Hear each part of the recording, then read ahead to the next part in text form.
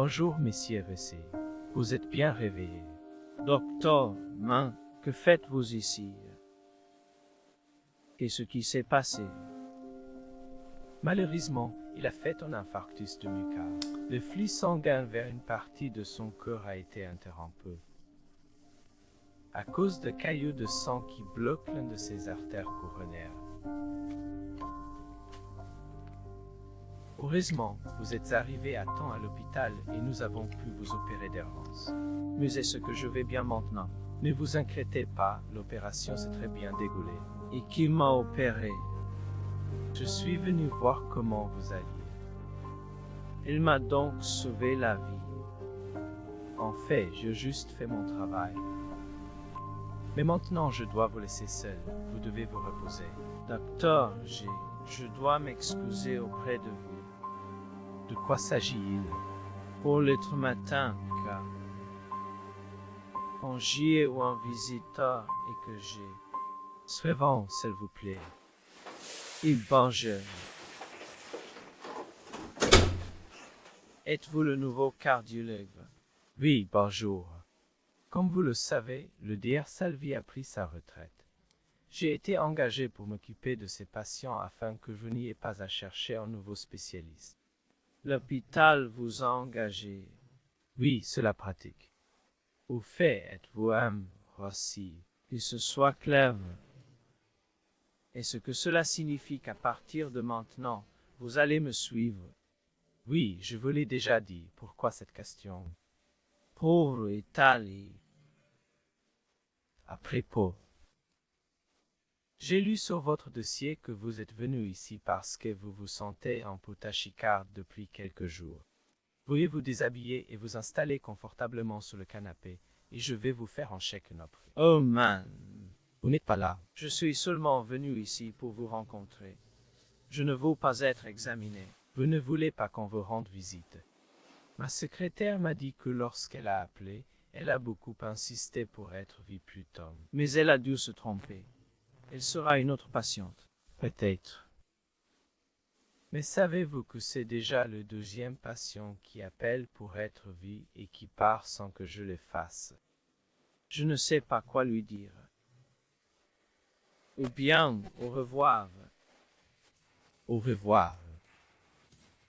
Écoute, Paolo, avez-vous consulté le nouveau cardiologue? Peu importe, j'avais un rendez-vous hier. J'y suis allé, je l'ai vu. Et je suis parti.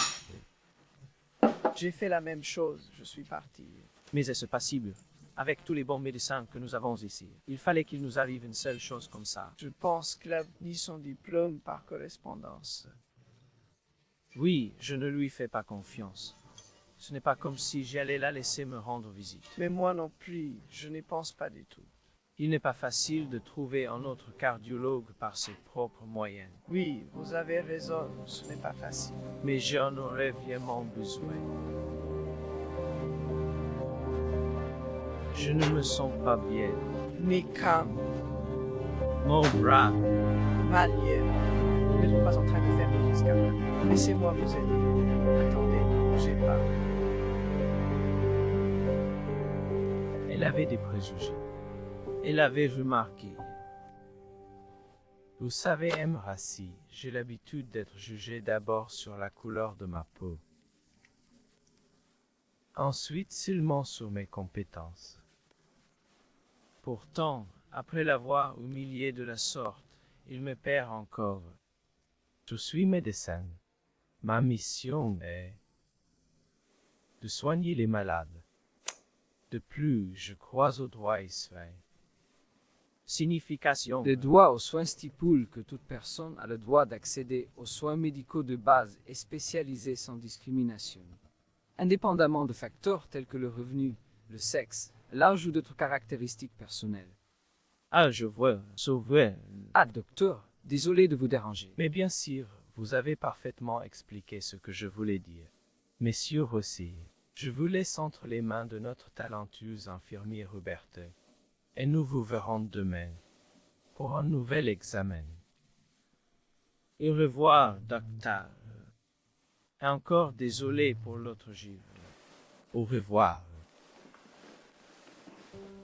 Quelle silhouette! Vous avez eu beaucoup de chance d'être opéré par le DR Malik, je savais. Dans votre pays, elle était l'un des spécialistes les plus réputés, même si elle était très jeune. Puis, malheureusement, à cause de l'instabilité politique et des conflits incessants qui éclataient souvent là, elle a dû partir. Elle a dû partir, et cela n'a pas été facile pour elle. En fait, c'était très douloureux. Mais nous avons gagné une grande ressource. Anne, je n'en avais vraiment aucune idée. Malheureusement, même aujourd'hui, à cause de la couleur de sa peau, il est victime de discrimination de la part de certains patients qui pensent qu'il n'est pas un bon professionnel.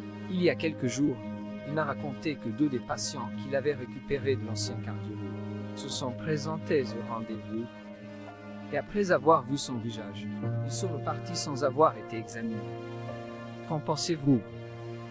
À mon avis, il faut être vraiment ignorant pour se comporter de la sorte, n'est-ce pas? Oui, vous avez raison. Très ignorant en effet.